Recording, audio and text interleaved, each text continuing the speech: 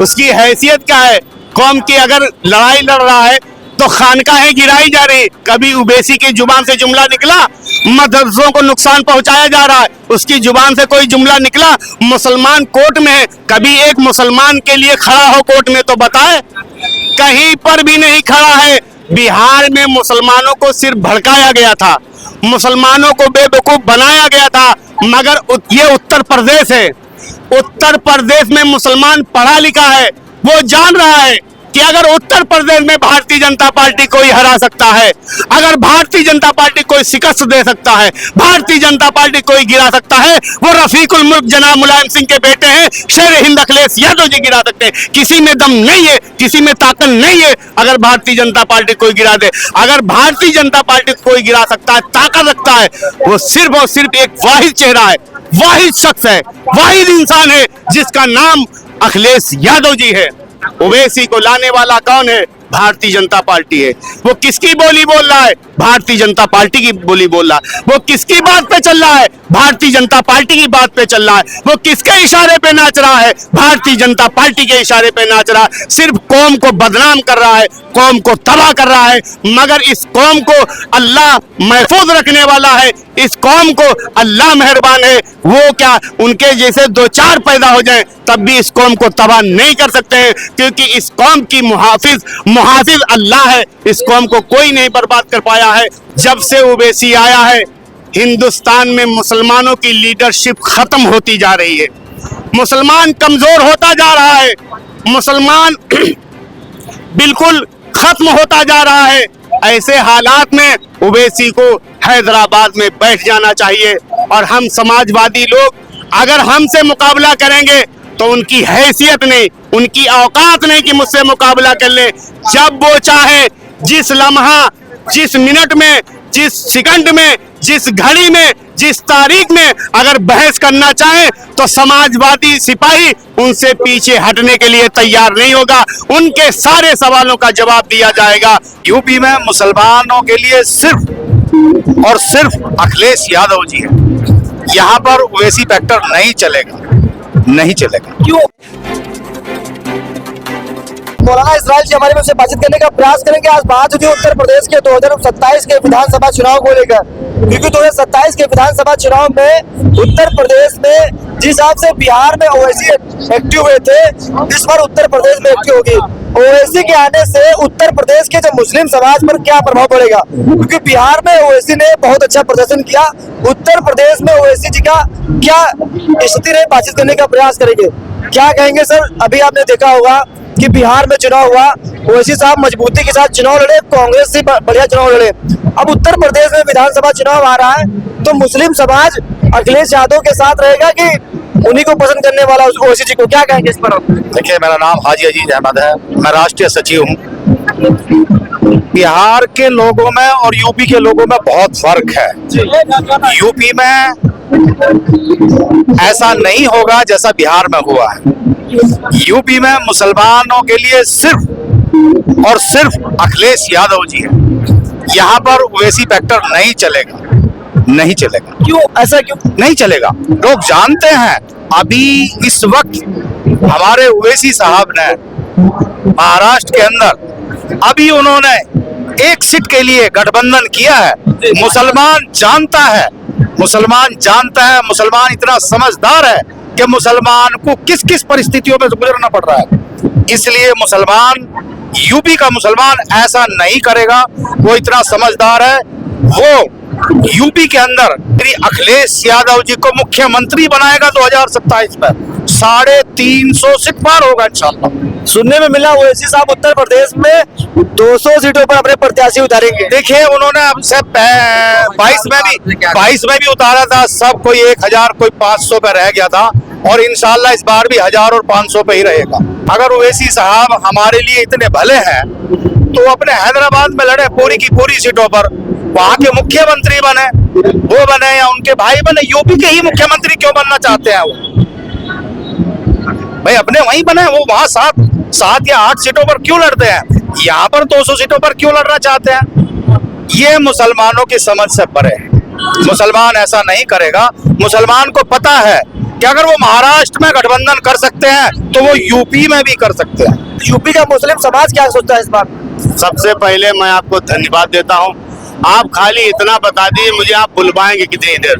खाली अपना समय बताइए, जितनी देर आपका मन हो। आप समय बताइए कि मुझे कितनी देर बुलवाएंगे। Maximum 10 minute. तो कितनी देर बुलवाएंगे? 10 मिनट। 10 मिनट। 10 मिनट तो मेरा गला नहीं गर्म होगा। तो कम बात रखिए, कम शब्दों में बड़ी बात रखने का प्रयास करिए आप।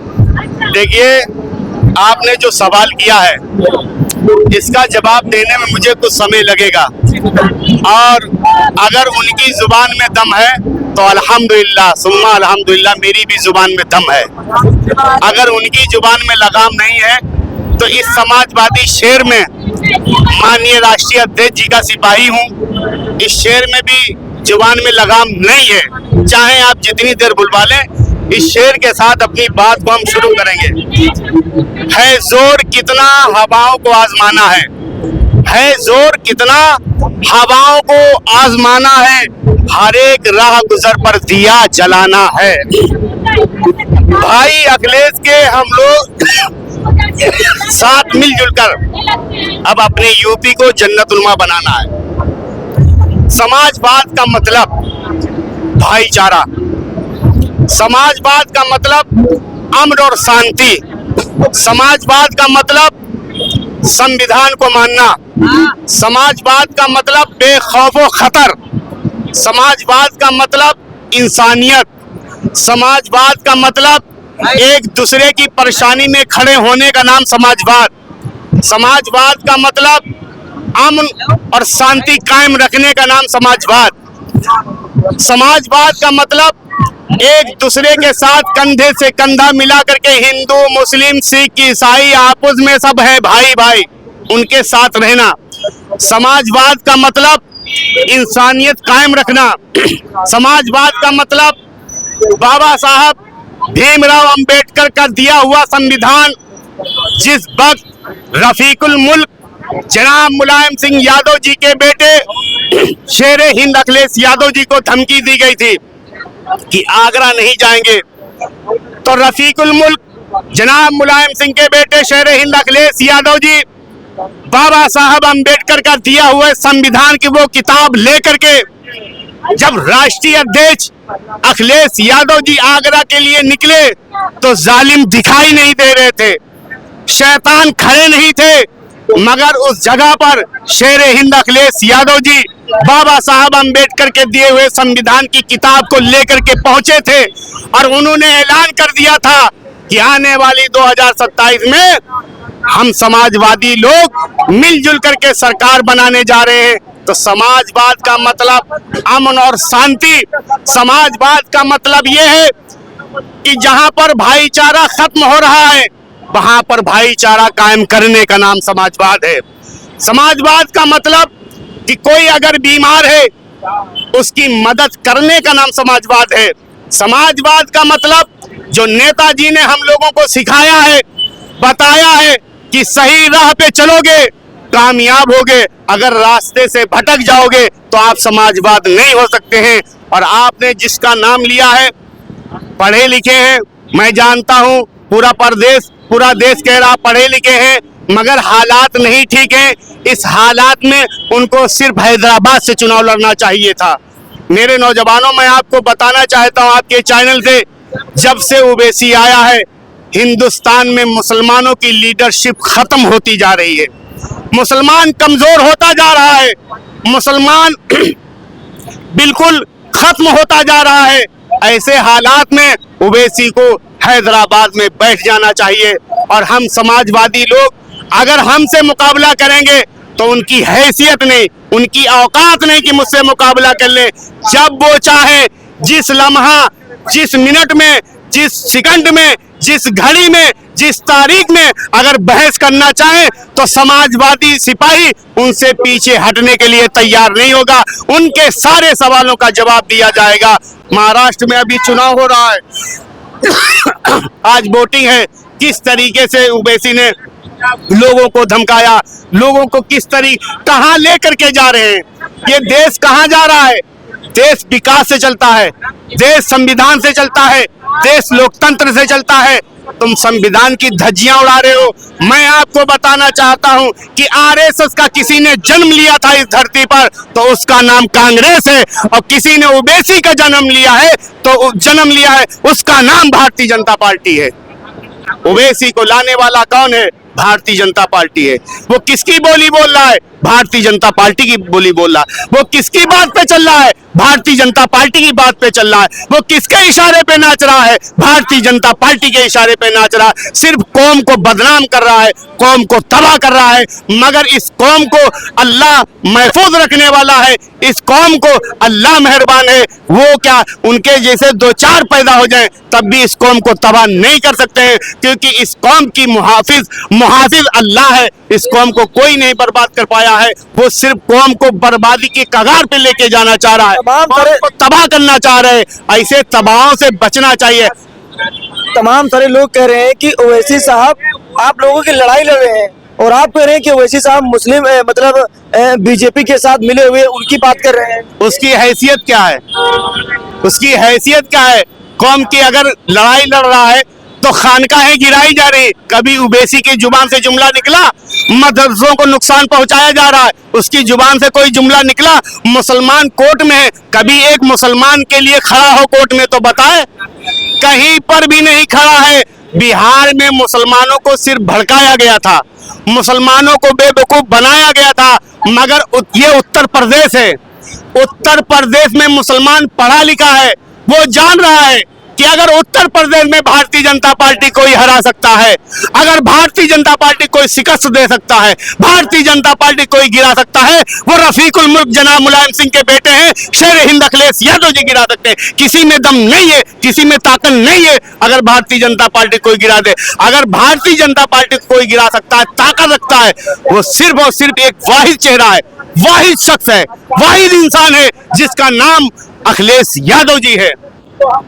इतना विश्वास मुसलमानों को अखिलेश यादव पर है? देखिए, माननीय राष्ट्रीय अध्यक्ष जी पे विश्वास है, सबसे पहले नेताजी पर विश्वास है।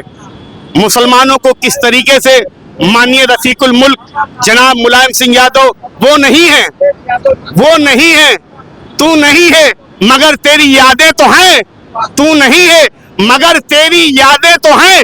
नेताजी नहीं है मगर उनके चाहने वाले आज भी हैं, और जब तक ये जमीन और आसमान रहेगा, जब तक नेताजी के चाहने वाले रहेंगे, जब तक धरती पर मुसलमान रहेगा, नेताजी का चाहने वाला रहेगा। नेताजी को छोड़ के कल भी मुसलमान साथ था, आज भी है, जब तक जिंदा रहेगा, जब तक रहेगा। अगर ओवैसी साहब उत्तर प्रदेश में 200 सीटों पर चुनाव लड़ते हैं, अगर 10-20 सीटें जीत लेते हैं तो उत्तर प्रदेश में पैर जमा देंगे? ये तो आप लोग कहते हो, ये फर्जी बात है। ये 10-20 सीट पे आप कहा, उनकी हैसियत क्या है? बिहार में कमाल कर दिए तो यूपी में क्या? ये आप लोग कह रहे हैं। बिहार में ये जुमला चल गया था, जुमला चल गया था। यूपी में इंसान पढ़ा लिखा है, समझदार है, अपने आप को समझता है, और यूपी में हर मुसलमान, हर समाज, हर वर्ग, हर मजहब के लोग जानते हैं कि बाबा साहब का संविधान बचाना है, लोकतंत्र को बचाना है, तो भारतीय जनता पार्टी को हराना है। सभी इंसान जानता है कि भारतीय जनता पार्टी कोई हरा सकता है तो रफीकुल मुल्क जनाब मुलायम सिंह के बेटे शेर हिंद अखिलेश यादव जी हरा सकते हैं। और आपने जो बिहार की बात की और यहाँ 20 सीट आप बात कर रहे हैं, आपने ये क्यों कहा?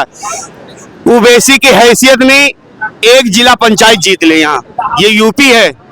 इंशाल्लाह मैं भी रहूंगा, आप भी रहेंगे। आप तारीख नोट कर लीजिए, आज माननीय डिंपल जी का जन्मदिन 15 तारीख है, सभी को याद रहेगा। 15 तारीख उनकी हैसियत में एक जिला पंचायत जीत लें, और इंशाल्लाह ताला 2027 में माननीय अखिलेश यादव जी को मुख्यमंत्री बनाएंगे। और आपको मैं ये बता दूं, देखिए ओबीसी उनके लोग या तो मस्जिदों में कुरान की तिलावत कर लें या मदरसों में कुरान की तिलावत कर लें।